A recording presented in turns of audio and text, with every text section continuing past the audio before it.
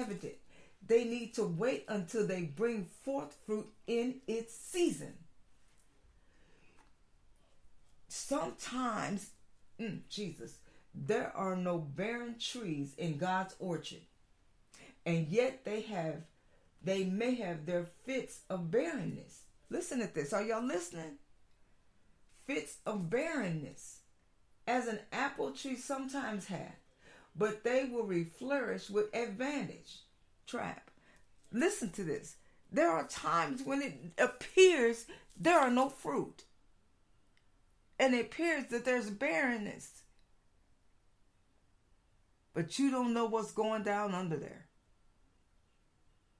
You don't know what's going down there in the roots, because there's continual flow of rivers of water. My God. Whose leaf also shall not wither.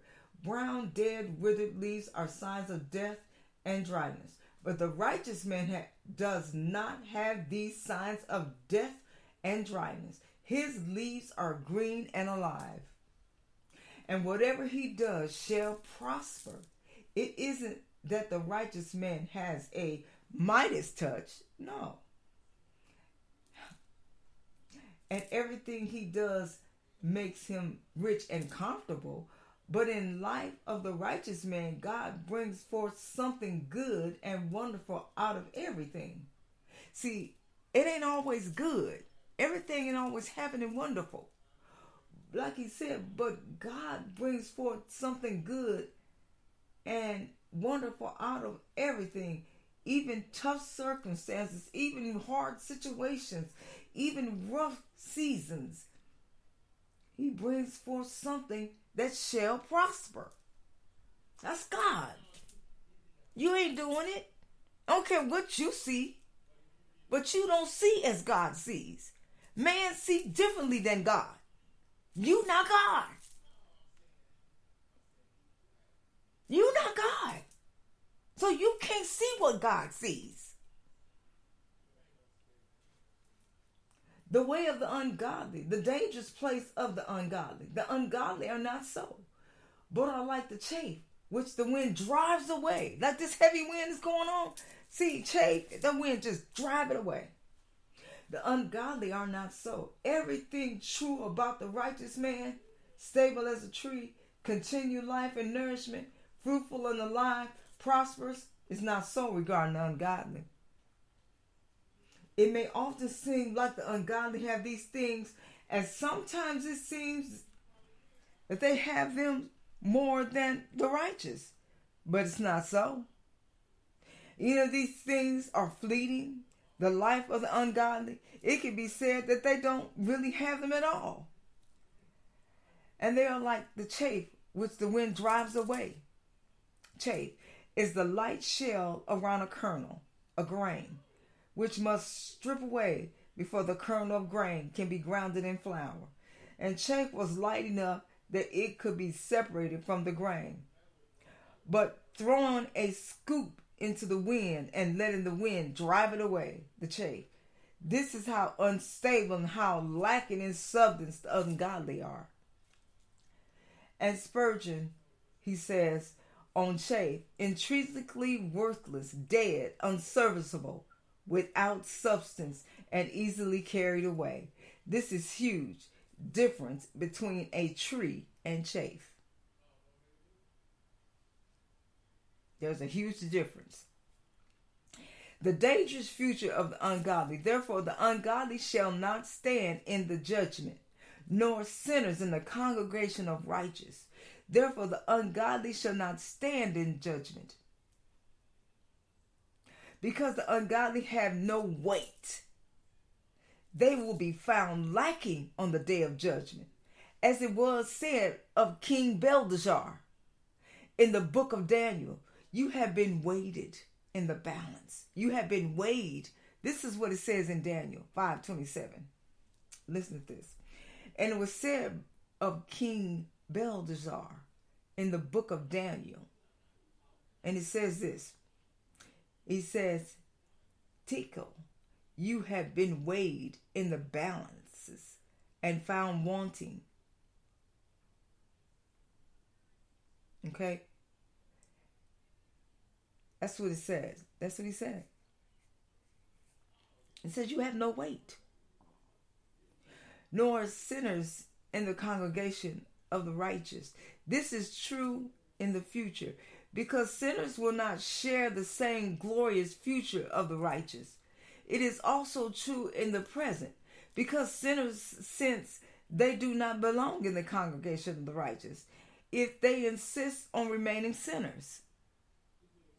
That's if they insist on remaining sinners. Summary: the way of the righteous and the way of ungodly. And I want to maybe go back a little bit here in Psalms 1. Let me see if I can back up a little bit. Because, let me see if I can. John 10:14. Let me see if I'm all right. John 10:14.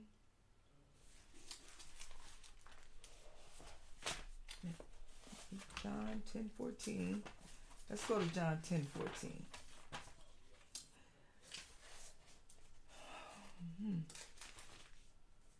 This is what the scripture says in John 10:14. Just keep turning with me. 10:14. And it says, and I'm, because in John 10:14, what, and I want to get to hit this 10, because this is what the Lord says that he is. Who he says he is. He says in John 10:14, John 10:14, and I want you to hear this, because he says, I am the good shepherd and know my sheep and am known of mine. See,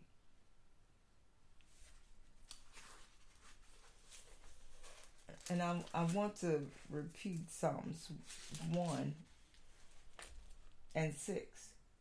For the Lord knoweth, we're on Psalms 1 and verse 6. For the Lord knoweth the way of the righteous, but the way of the ungodly shall perish. And remember, we're in John 10, now we're in John 10:14. And he says, I am the good shepherd and know my sheep and am known of mine. Okay? So he's reminding you again about him being the good shepherd.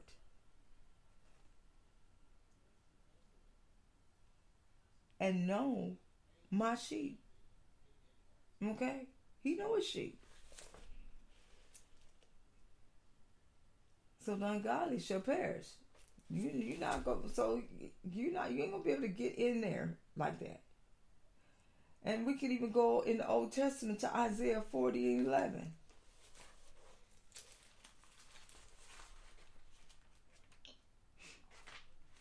Isaiah 40:11.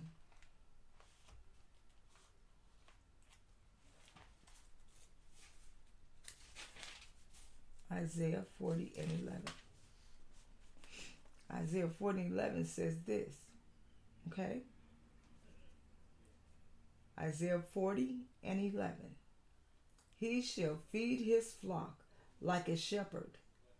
He shall gather the lambs with his arm and carry them in his bosom, and shall gently lead those that are with young.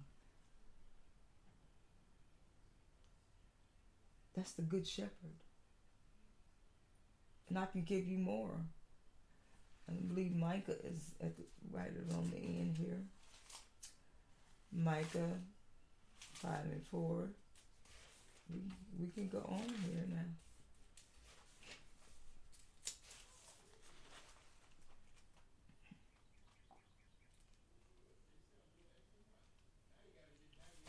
That's Micah 5:4. Micah 5:4.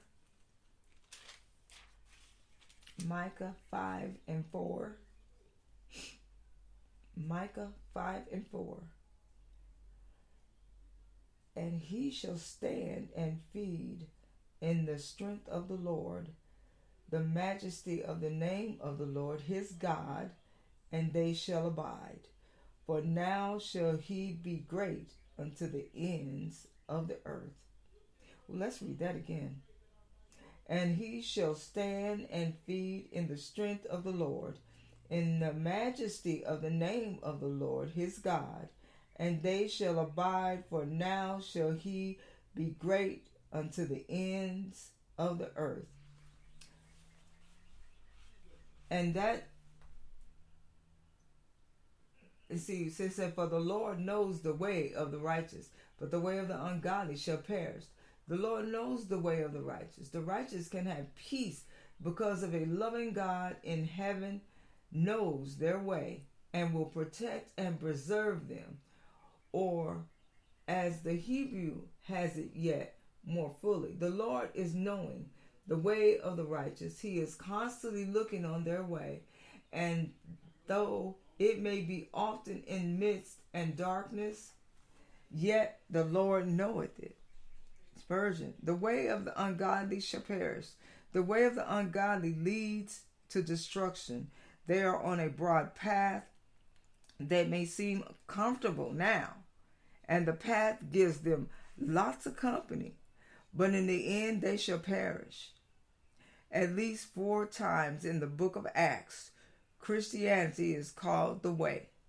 Certainly it is the way of the righteous, not the way of the ungodly, which are now. And which way are you? Which way are you? At least 4 times in the book of Acts, Christianity is called the way. Christianity is the way. Certainly it is the way of the righteous, not the way of the ungodly. Which way are you? Which way are you? So I just want to leave you with that. Which way are you? Are you with the righteous? Or are you on the road, on the path with the ungodly?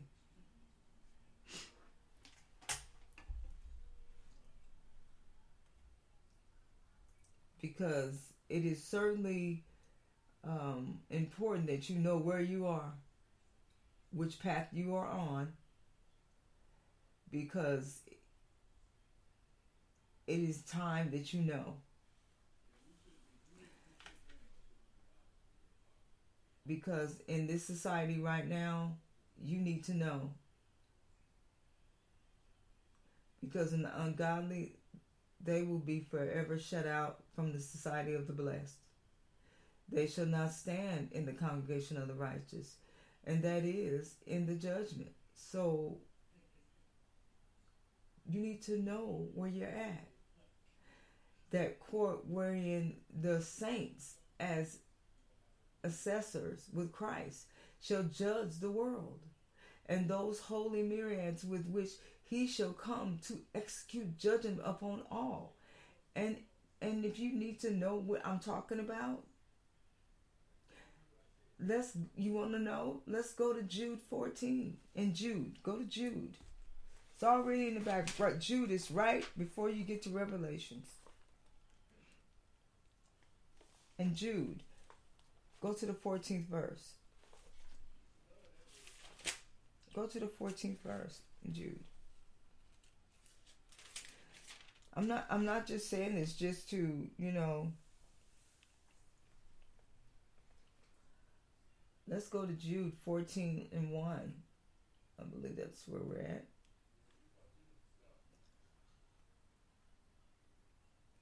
We can assess that. Let me see. I think it is Jude.